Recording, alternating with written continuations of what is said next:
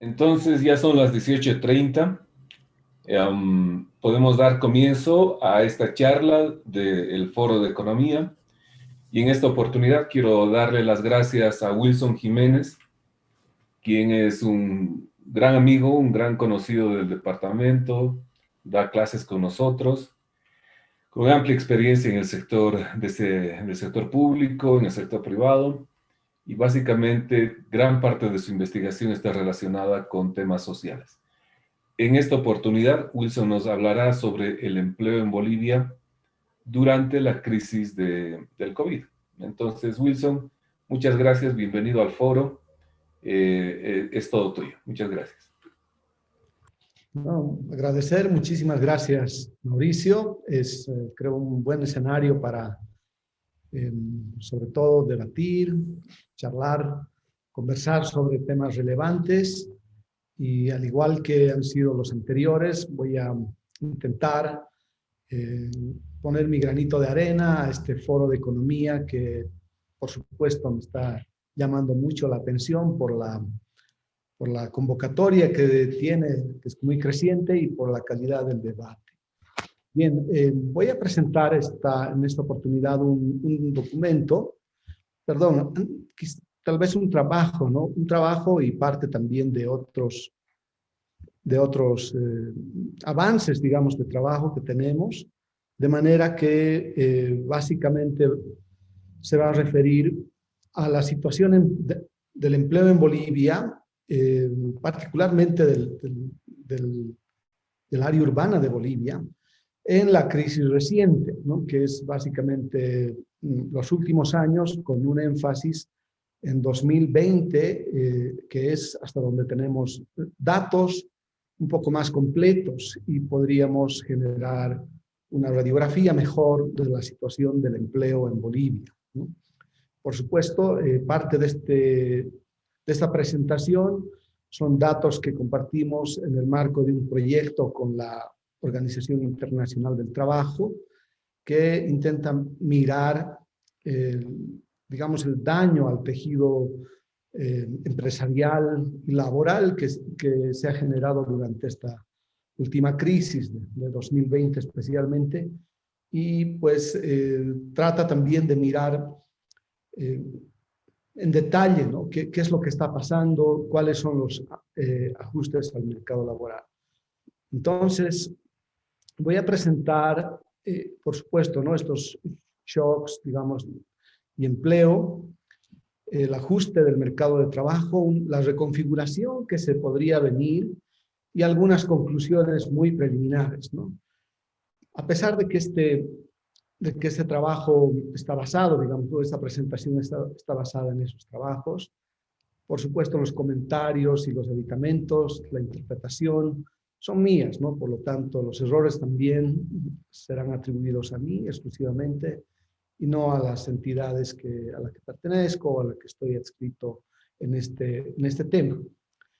En el primer caso, hemos visto, yo creo, cambios en los niveles de ocupación en la literatura, ya sea reciente o en los últimos años, como los choques macroeconómicos, tecnológicos, políticos y otros están reflejándose en las fluctuaciones en el empleo, pérdidas en los niveles de ocupación, cambios que pueden ser coyunturales o cíclicos en la desocupación abierta o en la desocupación, y también una reasignación masiva de puestos de trabajo entre los trabajadores que se atribuyen normalmente a estos choques, ¿no?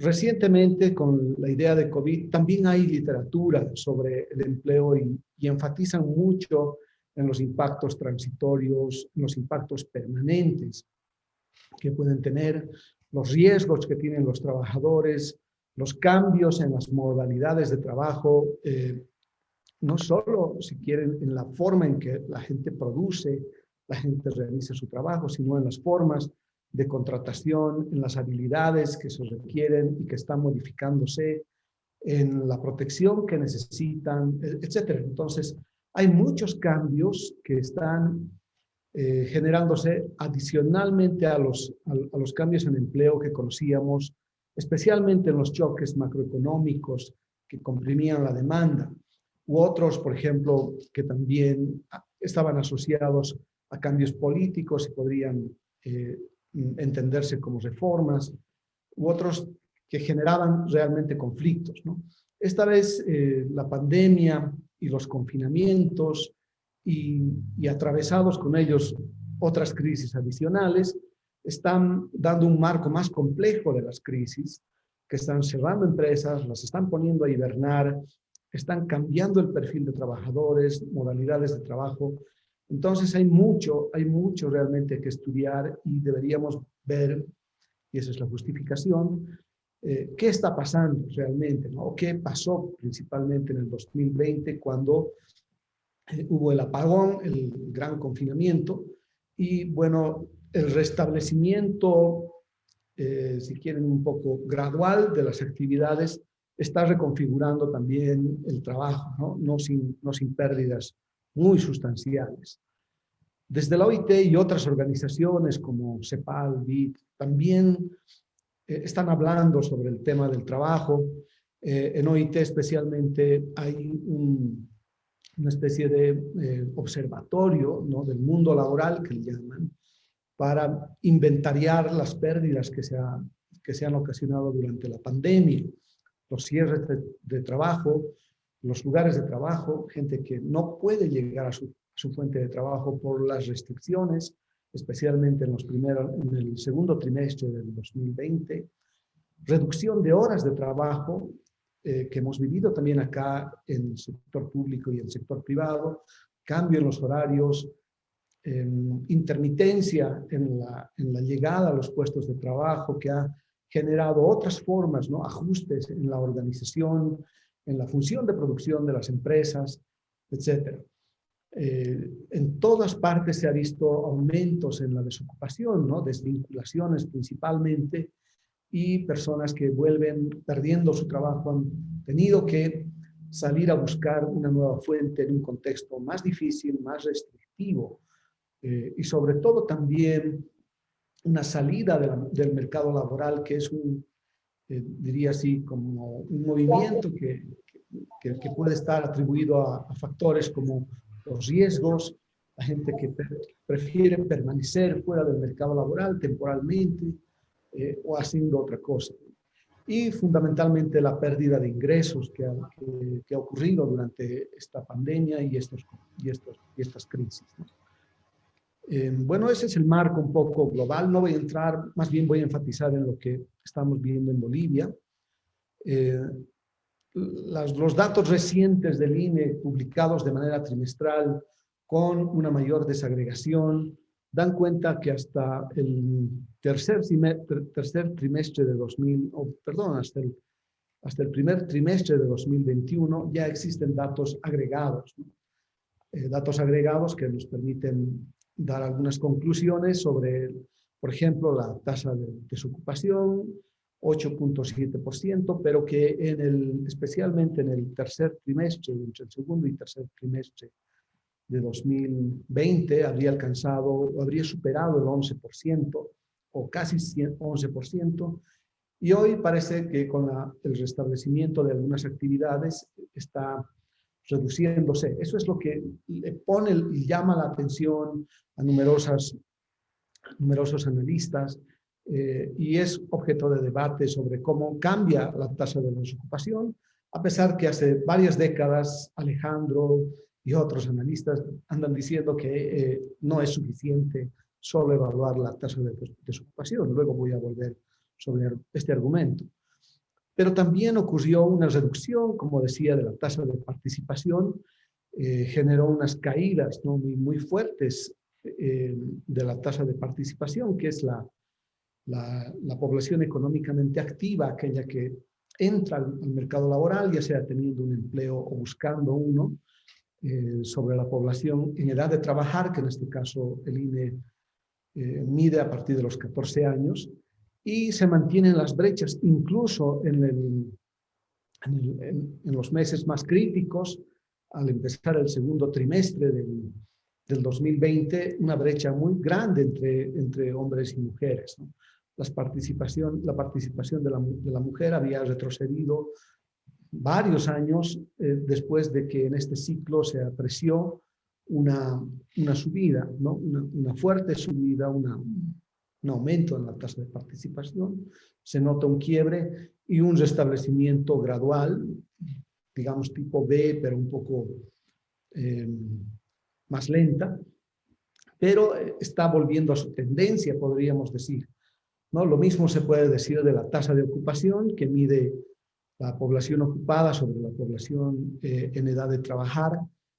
Hay esta interrupción del empleo, unas pérdidas de unos cuantos puntos porcentuales muy fuerte en mujeres que prácticamente habrían retrocedido hasta niveles de 2016. Ya en 2017 o 18 habían superado el 50% de las mujeres habían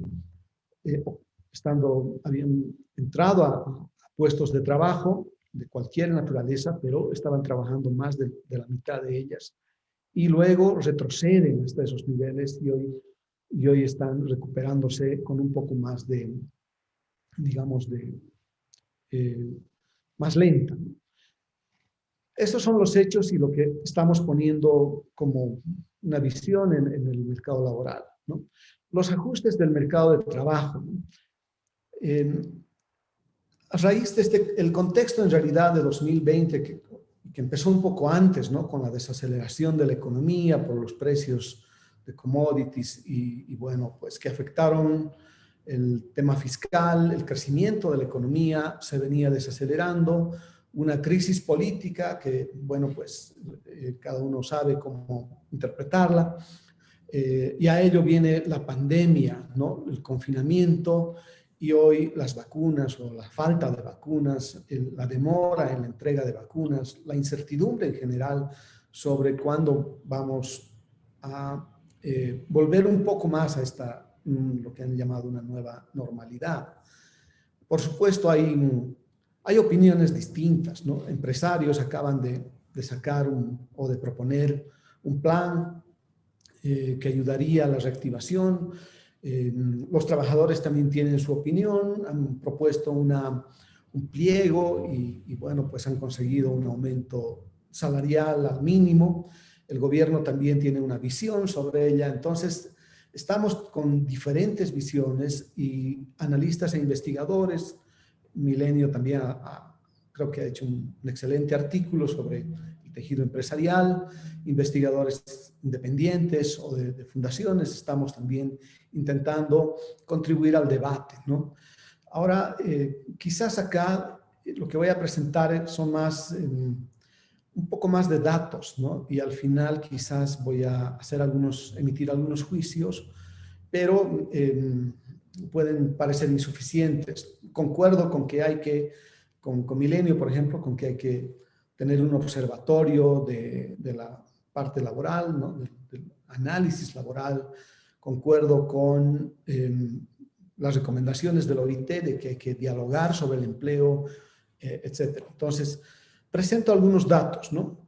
Primero, las consecuencias inmediatas, ¿no? La interrupción de la tendencia de la tasa de ocupación, que fue esta, y que con la ayuda de algunos compañeros de ARU estimamos con una regresión discontinua, digamos como la magnitud del daño inmediato, ¿no? Que es una caída de aproximadamente entre 7 y 7.2 puntos porcentuales de la tasa de ocupación y está volviendo gradualmente a la tendencia, pero esta interrupción pues supone la pérdida de muchísimas fuentes de trabajo, algunos dicen 500.000, etcétera, ¿no? Hay que saber, digamos, cuáles son las definiciones precisas, pero lo real es que las tasas de ocupación sufrieron una abrupta caída que concuerda también, por ejemplo, es casi similar, diría, a lo que ocurrió con la actividad económica y con los índices de la actividad económica sectorial, tienen también su propia distribución y estas interrupciones ocurrieron en el empleo. Lo dramático del empleo es que personas que dejan de percibir ingresos, dejan de tener protección, dejan de realizarse en su vida a través de su trabajo. Entonces, perdieron el trabajo, hoy están volviendo a recomponer. La pregunta es si están volviendo a sus mismos trabajos, qué tipo de trabajos están consiguiendo, etc. Entonces, esa es una primera idea de ello. Después, una segunda idea quizás es el aumento en la tasa de desocupación o los cambios en la tasa de desocupación. Si bien es cierto, han subido de alrededor de 4 puntos porcentuales hasta llegar al 8 y un poco más. Esto se refleja, estamos mirando stocks, ¿no? El stock de desocupados, el stock de población económicamente activa, pero también a través de la encuesta continua de empleo, lo que se miran son transiciones, ¿no? Podemos mirar trimestre a trimestre cuáles son los cambios de trabajadores que estaban ocupados el trimestre anterior y hoy pasaron a la desocupación, o al revés, ¿no? Que estaban desocupados y encontraron trabajo, que estaban en la población económicamente activa y salieron a la inactiva, y que estaban inactivos y bueno, perdón, acá se incluyeron a la económicamente activa. Entonces, todos esos flujos también podemos medirlos de alguna manera e intentar medirlos, ¿no? Hicimos en nuestra clase de economía laboral, intentamos reflejar a través de dos conceptos una tasa de incorporación que ha sido propuesta por Schimmer y que también está presente en los documentos de equilibrios del mercado laboral entre stocks y flujos, y que mencionan que una tasa de incorporaciones, por ejemplo, sería igual al flujo de desocupados que encuentran trabajo entre dos periodos, digamos 2 trimestres, entre los desocupados. Y si queremos volver probabilidades, esas magnitudes, podemos utilizar estas expresiones que, por supuesto, ayudados en la configuración de una matriz markoviana, puede ser expresada como las probabilidades de encontrar trabajo condicional a estar buscando en un periodo anterior. Al revés, las tasas de separación serían las separaciones de empleos, es decir, los que quedaron cesantes o los que estaban ocupados durante el periodo anterior y hoy se encuentran buscando un trabajo, como proporción de la población ocupada en ese intervalo, ¿no? Por supuesto, hay algunas dificultades en medir de manera precisa estas dos probabilidades porque solo podemos tener las cuantificaciones trimestre a trimestre del mismo trabajador, pero no de manera instantánea. Entonces, entre el trimestre anterior y el trimestre podrían ocurrir muchos movimientos adicionales. Entonces, estimando la tasa de incorporaciones y de separación, podemos estimar, por ejemplo, lo que ha pasado en los últimos años, ¿no? Trimestre a trimestre, con variaciones interanuales, es decir, con variaciones sobre el trimestre anterior. Las tasas de incorporación más bien son estables y se miden en este eje izquierdo. Y las tasas de separación están en el eje derecho, son más pequeñas porque están como proporción de la población ocupada y han recibido fluctuaciones y en el choque bastante más, ¿verdad? Hasta el tercer trimestre de 2020, las separaciones, quiere decir las desvinculaciones, han sido muy altas, ¿no? Normalmente estas se mueven con el ciclo y las incorporaciones probablemente sean acíclicas o tengan fluctuaciones, ¿no? Como en este caso en la desaceleración más intensa, alrededor de 2019 ha caído y hoy se está un poco recuperando, ¿no? Como se podía esperar. Pero hay otro también, ¿no? Que es la persistencia del desempleo, es decir, las personas que estando desocupadas, es decir, buscando, no tenían trabajo, están disponibles y están buscando activamente un trabajo, lo están haciendo por 2 trimestres consecutivos, lo que da lugar quizás a una idea de una estrechez muy fuerte ya del mercado laboral y que hay digamos, una tendencia a la alza, ¿no? en esta situación, aunque no hay cambios tan dramáticos y más bien no están moviéndose ni con el choque, ¿no? Hay otras formas de expresar también las pérdidas agregadas, ¿no? Es como la compresión laboral. En estos gráficos son las variaciones de los ingresos agregados de todo el mercado laboral. Es como el componente de remuneraciones del PIB, ¿no? El PIB puede ser, si quieren, desagregado, el ingreso disponible, una parte proviene de los ingresos laborales o por trabajo, y esa magnitud agregada está descompuesta acá en las variaciones que se pueden tener, también interanuales. Entonces, el mercado laboral, por decir, y entre hombres y mujeres, tuvo este comportamiento, ¿no? Unas variaciones, y en este lado derecho estoy presentando algo así como las incidencias.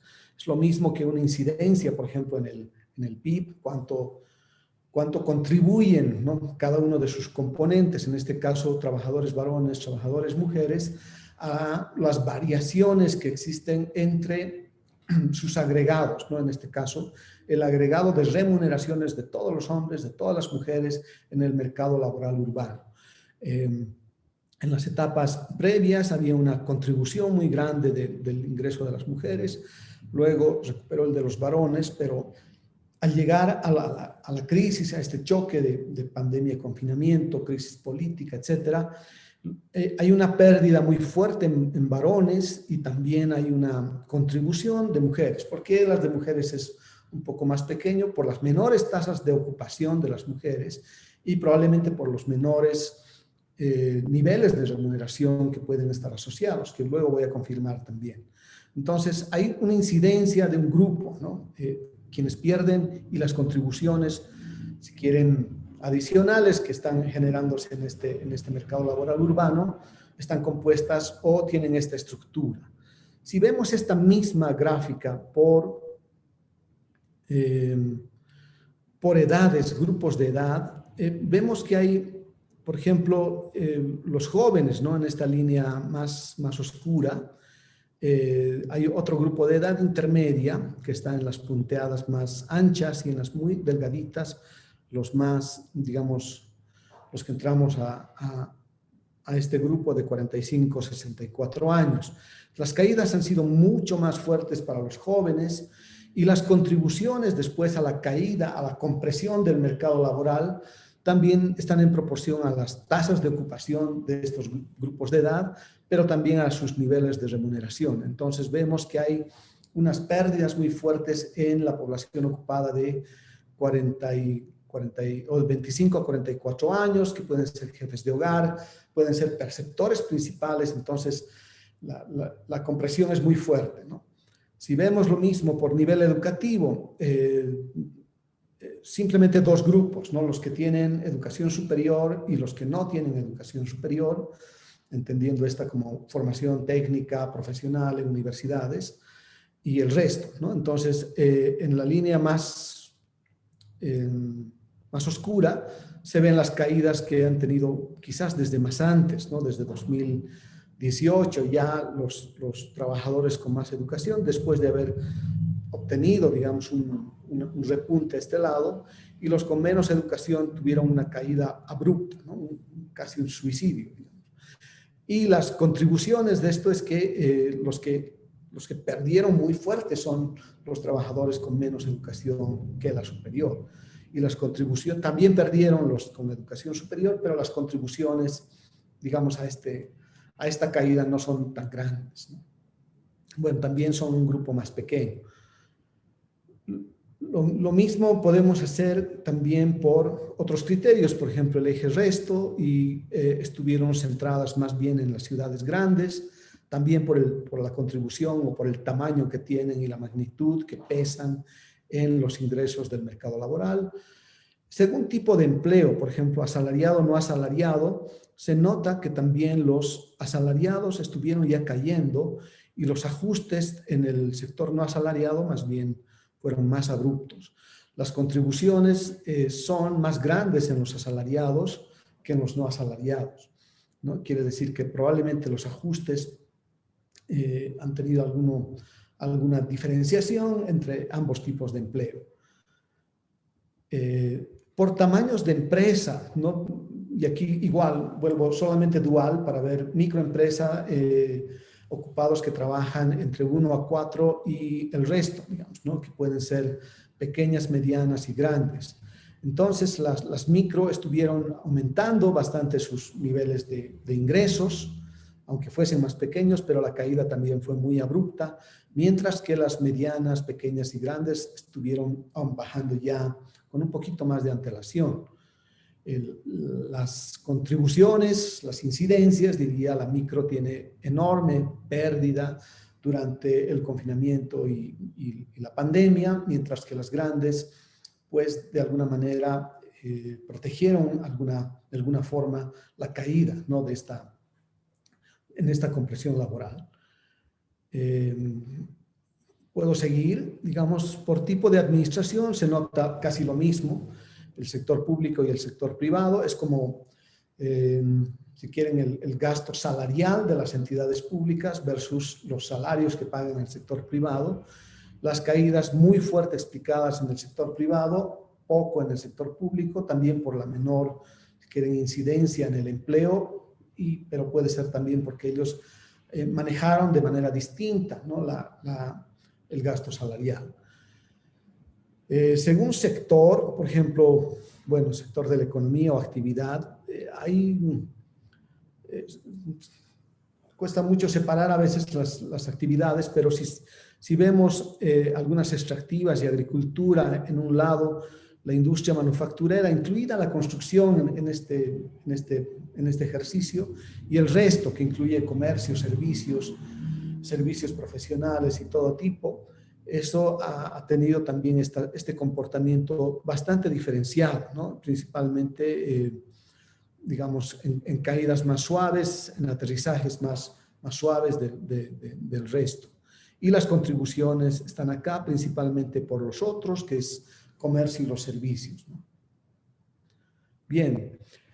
¿Qué ocurrió? ¿Cuáles fueron las consecuencias de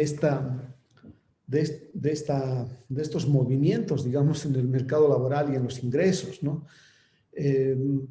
Voy a poner acá el tema de distribución y ordenamiento. Quiere decir que puedo ordenar a todos los trabajadores en deciles de ingresos o de ingresos de la actividad principal, ingresos salariales, y puedo medir la participación de algunos grupos de la población, por ejemplo, los shares o las contribuciones, en este caso, de trabajadores con baja educación y con alta educación, ¿no? Entre los trabajadores con baja educación se encuentran principalmente en los primeros deciles, ¿no? Y van perdiendo su participación a medida que obtienen que el ingreso laboral, digamos, corresponde a los deciles más altos. Un buen mercado laboral funcionaría así, ¿verdad? Tendría digamos, una muy buena contribución, o sea, casi todos los de alta educación deberían estar en los deciles altos y los en deciles bajos aproximadamente acá. Puede ser, pero ¿qué ha pasado? Por ejemplo, este es del trimestre 3 del 2016.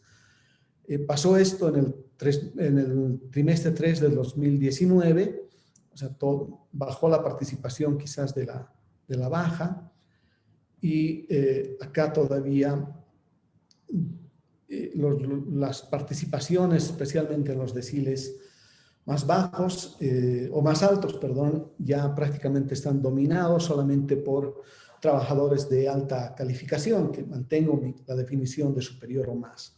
Entonces, sí hay movimientos, hay un reordenamiento, o quizás hasta un ordenamiento mejor de lo, digamos, orientado a que el mercado laboral está diferenciando los niveles de educación, quizás en estos últimos trimestres, pero veamos si vemos alguna otra variable, por ejemplo, sexo, ¿no? ¿Qué proporción de mujeres están en estos deciles de ingresos del mercado laboral? Mujeres hay en el primer decil más del 60%, o sea, son mayoría en los primeros deciles y tienden a ser luego minoría en los últimos deciles, ¿no? Que están dominados por varones. Entonces, hay una asignación un poco discriminatoria de este mercado, pero ¿qué ha pasado desde el 2016? Este es del 2019, ¿no? Continúa con esa, diría, segmentación de mercados, una fuerte segmentación, y acá más bien un poco hay algunos movimientos que se pueden interpretar como en qué tipo de empleos están las mujeres, ¿no? Están con niveles muy bajos de salarios o con niveles muy altos de salarios. Entonces, sí hay estos movimientos provocados por sucesivos contextos que han tenido más cerca de la crisis. En esta distribución y ordenamiento también tenemos la participación de salarios agregados por tipo de ocupación cuando estimamos formal e informal, ¿no? Bajo las categorías de la OIT, y que la Beatriz Muriel, por ejemplo, en su último artículo, más o menos detalla los criterios que serían y que caracterizan a los empleos formales e informales. En el primer decil o en los percentiles hasta 10, prácticamente todo es informal en el área urbana, y el empleo formal, digamos, va teniendo alguna participación, contribución en los deciles siguientes, y es mayoritario en el decil último, ¿no? Pero en el resto, pero también se nota que hay una participación del empleo informal en deciles altos. Lo que quiere decir es que ahí podría ser actividades informales muy rentables, ¿no? Incluso en el área urbana, o que tienen tipos de empleo que podrían no tener toda la protección social, pero están trabajando con niveles de remuneración un poco más elevadas. Esto se nota acá al llegar al 2019, el tercer trimestre, y el tercer trimestre en 2020 baja abruptamente, y por supuesto, tanto formal como informal bajan fuertemente sus ingresos nominales, ¿no? En términos agregados. Esto está medido en millones de bolivianos para que uno más o menos tenga idea de que estamos comparando salarios agregados de un conjunto de trabajadores que tienen cierto tipo de característica, en este caso un empleo formal o informal. Bien, hasta ahí es cómo está ordenando el mercado laboral, ¿no? Cómo está ordenando según sus remuneraciones. Finalmente, quizás debería enfatizar, hace algún tiempo, Fundación ARU está haciendo un relevamiento de premios salariales para mirar si la educación e ingresos tienen alguna correspondencia, ¿no? Entonces, hay estimaciones estables de las tasas de retorno, que no son específicamente minserianas, sino más bien especificaciones no paramétricas con efectos de interacción entre nivel educativo y diploma, que serían efectos Shipskin o algo así, y que dan idea que están teniendo unas tasas promedios de retornos a la educación, es decir, para hombres entre 24 y 45 años, que se generan un 4% para los niveles promedio de educación que podrían tener, y la experiencia también, de manera muy estable y decreciendo para la experiencia en los últimos trimestres, ¿no? Son periodos cortos, por lo tanto no esperaríamos fluctuaciones, y en la pandemia tampoco se notó demasiado eso. Sin embargo, cuando tenemos premios salariales marginales, la educación superior a la secundaria, hay movimientos bastante fuertes en 2019, en el tercer trimestre, y recuperándose hacia los últimos trimestres. De la superior a la primaria son bastante más altos, por supuesto, y de la secundaria a la primaria, que están fluctuando y que en algún periodo prácticamente no interesaba, eran cero o negativas, ¿no? Prácticamente quería decir que esa parte de la educación no importaba, no estaba relacionada con aumentos de ingreso. Y acá sí están teniendo estas fluctuaciones, pero no están teniendo cambios en tendencia. Bien, solo para esos datos, por supuesto, los trabajos que estamos realizando tienen más cosas, tienen algunos datos adicionales. análisis de políticas, etcétera. Entonces, yo creo que la riqueza de esta encuesta continua de empleo que nos presenta el INE es fundamental, ¿no? Para mirar estos cambios, estas contribuciones, estas formas dinámicas de mirar el mercado laboral en un periodo corto, pero muy, muy importante porque los choques que hemos tenido durante los últimos años han sido muy relevantes, ¿no? La magnitud de los choques son complejos, como hemos dicho, vienen por el lado de conflictos, vienen por el lado de la desaceleración y la compresión de los mercados internacionales, vienen por la pandemia, por la respuesta a la pandemia en los confinamientos, que son diferenciados entre territorios, que son diferenciados para tipos de ocupación, etcétera, ¿no? Hemos visto muchos perdedores, casi todo el mundo está teniendo, digamos, pérdidas y recuperaciones muy lentas.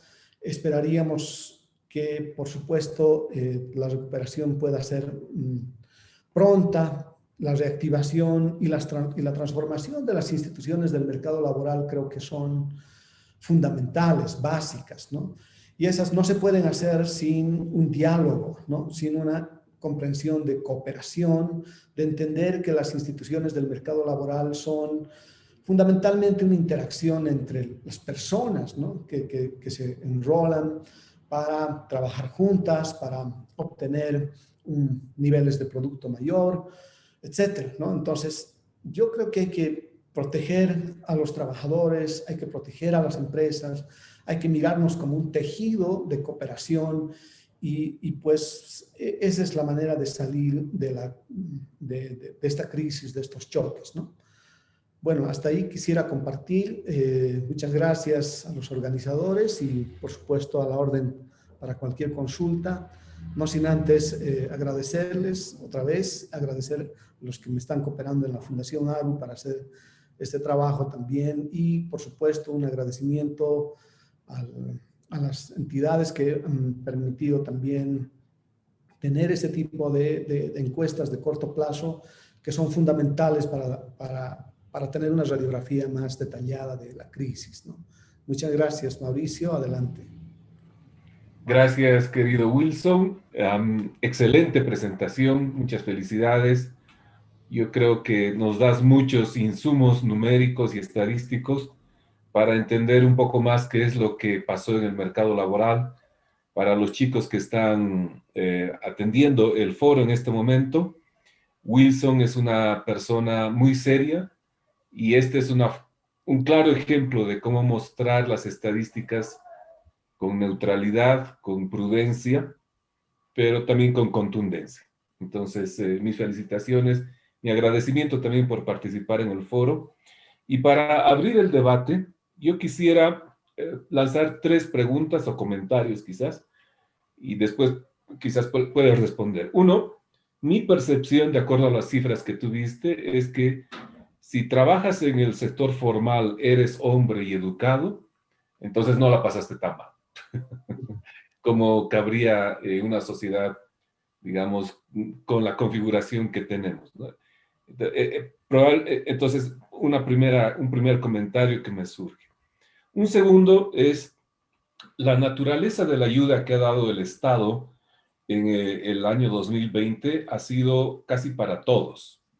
Es decir, bonos para todos, subsidio para todos, qué sé yo. Pero ¿tú crees que ahora, en una época post-pandemia, la naturaleza de la ayuda debería ser más focalizada a quienes realmente perdieron mucho, desahorraron mucho en esta pandemia? ¿O crees que debería ser un criterio, digamos, general o tal vez no seguir ninguno de estos criterios?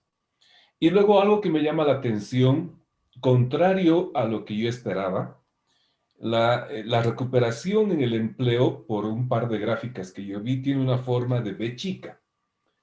Que eso está, digamos, en contrasentido a lo que algunos analistas económicos mencionan, que la recuperación va a ser en forma de L, digamos que va a demorar más de lo que esperaríamos. Me llamó la atención que en el mercado laboral, por lo menos, la recuperación se está dando más rápido. Y ahora, claro, quizás el Alex diga, pero ¿qué clase de recuperación es esta si todo es el mercado informal, ¿no? Entonces, básicamente la gente tiene que ir a comer de alguna forma. Pero, ¿tú crees que podríamos inferir que esta recuperación del mercado laboral podría, rápida o más rápida de lo que se espera, podría tener su impacto en el PIB a nivel agregado, algo así, o no podríamos hacer una inferencia? Bueno, y cedo la palabra a otras personas. Carla Ortiz en el chat dice, ¿es posible asumir que el no asalariado tuvo ventajas en el aumento de sus ingresos? Esto con el aumento de la venta ambulante. Entonces, ahí Carla lanzó una pregunta. No sé si alguien más quiere contribuir al diálogo o al debate, o le cedemos la palabra a Wilson.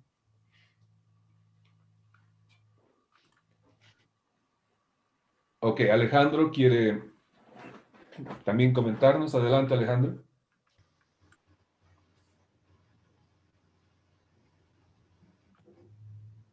Bien, voy a seguir la línea de Mauricio, que muestra o que él percibe que la recuperación está más pronto de lo que se podía esperar, digamos, ¿no? Por lo menos en términos de empleo. Y tengo una percepción, quisiera compartirla contigo, Wilson, y me digas cuál es tu comentario, tu percepción. Yo creo que con la crisis, bueno, sabemos nosotros que la demanda de trabajo se origina a través de la inversión. La demanda, por eso se llama demanda de trabajo, es una demanda derivada, se deriva de la función de producción, la demanda derivada, ¿cierto? Entonces, yo creo que con la pandemia, la función de producción se ha venido hacia abajo, ha habido un desplazamiento de la función de producción en todos los sectores. Sin embargo, el desplazamiento no ha sido paralelo.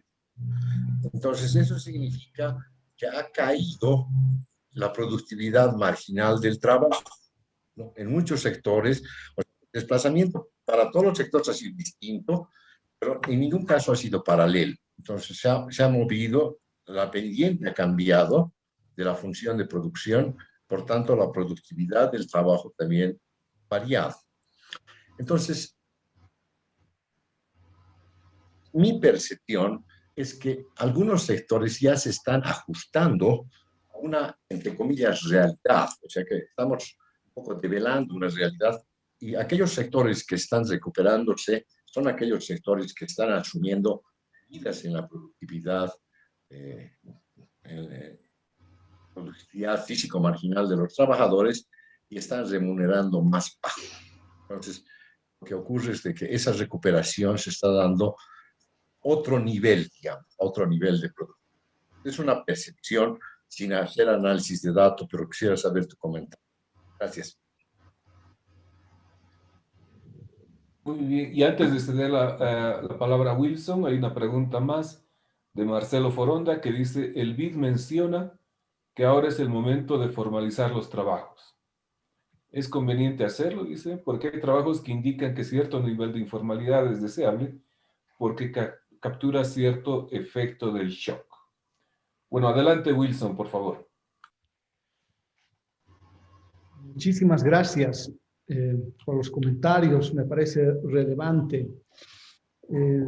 Quizás yendo por orden, Mauricio, claro, en 2020, frente a estas caídas que significaron menos 40, menos 50% como efecto inmediato, las personas tuvieron pues que ajustar, tuvieron que quizás adoptar estrategias, ¿no?, para suavizar su consumo, especialmente aquellas que ganaban día a día, que ganan día a día en el cuentapropismo, y las transferencias directas que recibieron del gobierno con motivo de justificar también el confinamiento tan duro que sufrimos entre abril, mayo, hasta fines de mayo especialmente. Bueno, pues sí, tuvieron que ser universales, ¿no? Y además hay otras razones, ¿no?, por las que tenían que ser universales, porque no podían focalizarse, no habrían sistemas de registros de beneficiarios, no había forma de controlar y se utilizaron más bien digamos, los programas de protección anterior para intentar llegar a la mayor población que se pudo, ¿no? Y esto ayudó a suavizar el nivel de consumo que tenían algunas familias y también a mantener quizás el confinamiento con cierta efectividad. Creo que hoy corresponde sí, por supuesto, hay una nueva reconfiguración de la protección del empleo, los sistemas de protección no necesariamente vinculados al trabajo formal. Creo que se necesitan una combinación, ¿no?, de protección, de redes, lo que llamábamos antes redes de protección social, con quizás redes de ayuda, ¿no? Estímulos, ¿no? Estímulos a cierto tipo de emprendimientos que puedan ser temporales y ayuden a algunas personas a mejorar y a reponer sus niveles de productividad. Es cierto, no tengo una respuesta, pero yo diría que hoy es el momento, y en la última lámina especialmente dije, transformación de las instituciones del mercado laboral, debería también incluir ahí las instituciones que protegen a los trabajadores, ¿no? Ya las empresas. Esa es la clave. Segundo, la recuperación tipo B, ¿por qué fue tan rápida? También podría estar acompañada por un razonamiento, ¿no? ¿Por qué en una desaceleración de la economía, por ejemplo, entre 2017, 18 y 19, que ya era muy evidente, las tasas de ocupación seguían creciendo? Entonces, quizás eran una respuesta, ¿cómo se llama? Una suavización de consumo ex ante, ¿no? Las personas, sabiendo que estaban perdiendo sus niveles de remuneración, compensaban de alguna manera entrando a alguna actividad económica, ya sea, por ejemplo, no sé, como ambulantes, y ahí engancho a la segunda pregunta o de la segunda persona, que Carla creo que fue, que sí, que pudiera haber sido eso, ¿no? Aumento en las tasas de participación de los jóvenes o incluso adolescentes, como anticipando que venían vacas flacas, ¿no? En cambio, cuando se viene el shock, es una respuesta ex post, ¿no? Las familias responden, cae su nivel de consumo, les viene unas transferencias por medio del gobierno, pero aún así deben seguir ajustando su nivel de consumo. Entonces, pero no pueden permitirse tener mucho tiempo, ¿no?, viviendo de transferencias. Entonces, la respuesta es: salgo a la calle y vuelvo a trabajar, ¿no? Rompo el confinamiento. Y ahí sí hay evidencia de que muchas ciudades no pudieron tener efectividad en el confinamiento porque las actividades económicas volvieron a su cauce con o sin medidas de precaución, pero la necesidad les obligaba, ¿no? Entonces, quizás hay un desacople con la actividad económica en sí, con el registro de la actividad económica de las cuentas nacionales o del IGAE, y el empleo que comienza a ser, si quieren, a tener una recuperación, por lo menos en las cantidades, ¿no? En las cantidades tiene una recuperación más rápida. No así en los ingresos, porque, bueno, el INE dirá cuándo va a liberar el trimestre 4 y de 2020 y el trimestre 1 del 2021. Quizás ahí sepamos cómo está la recuperación en cantidades, en horas, digamos, en personas y también en remuneraciones. Entonces, tal vez sea bueno saber esa reconfiguración esperada.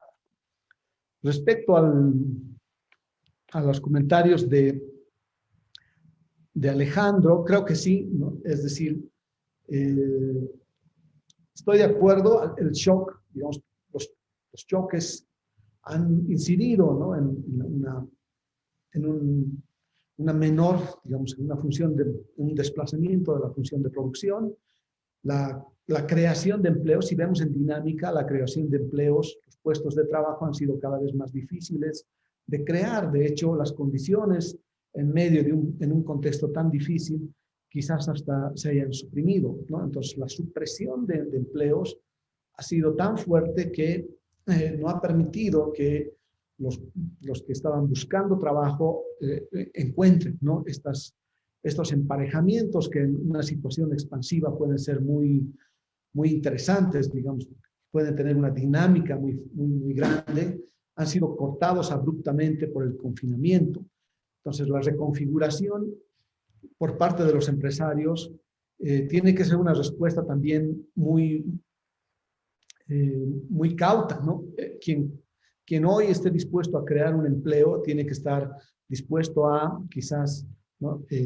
Garantizar que ese puesto de trabajo sea productivo, ¿no? Eso sucede muy a menudo o casi siempre en el sector privado, pero en el sector público a veces no, ¿no? Se puede mantener empleos improductivos, mantener tasas de ocupación muy altas y pueden tener costos políticos, puede ser para mantener costos políticos, pero a un costo económico muy alto. Es cierto, digamos, ¿no? La regulación laboral, los costos de incorporación, los costos de despido han podido detener una mayor cantidad de despidos, ¿no? Porque no es tan fácil incurrir en indemnizaciones en un periodo donde había un choque y habían problemas de liquidez.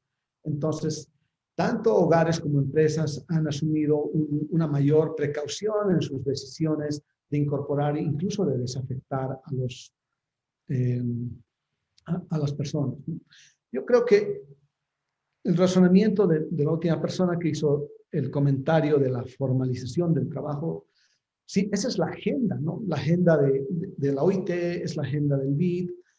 La pregunta es cómo lo hacemos, ¿no? ¿Cómo lo hacemos en un equilibrio donde no nos gusta, digamos, reformas laborales muy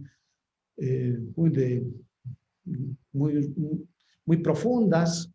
Igual no nos gusta, por ejemplo, reformas tributarias muy profundas y vemos los conflictos, entonces nadie se va a arriesgar su capital político para generar, digamos, un nuevo acuerdo sobre impacto laboral, ¿no? Entonces, creo que hay que discutir, hay que dialogar, entrar en consensos y quizás las reformas hacia la formalización sean más bien graduales, ¿no? En vez de cambios digamos, muy intempestivos, ¿no? Hasta ahí tal vez sí pude contestar algo. Gracias, querido Wilson. Tengo una nueva pregunta de Nicolás. Dice, ¿cómo se pueden realizar estos planes de ayuda para los que están en el sector informal? Justamente por ser informales, hay un grupo que no sabe en qué parte del mercado está. Focalizar esta ayuda puede tomar mucho tiempo y llegar tarde, dice Nicolás. ¿Hay alguien que quiera participar? ¿Que quiera hacer alguna pregunta, Wilson? Bueno, entonces, querido Wilson, este problema de la focalización, no creo que el gobierno lo pueda solucionar de un año al otro. Entonces, parece que estamos nomás condenados a las políticas de cobertura amplia que no son progresivas, ¿no? Como el subsidio al consumo de electricidad, que es algo que a mí me tocó ver porque me dedico a ese sector. El 80% del presupuesto del subsidio al consumo de electricidad fue al 20% de la población más rica de Bolivia. Entonces, porque justamente se diseñó un mecanismo que iba de esa forma. Por tanto, ¿cuál será el equilibrio, ¿no? Entre focalizar y ayudar a tiempo a las personas?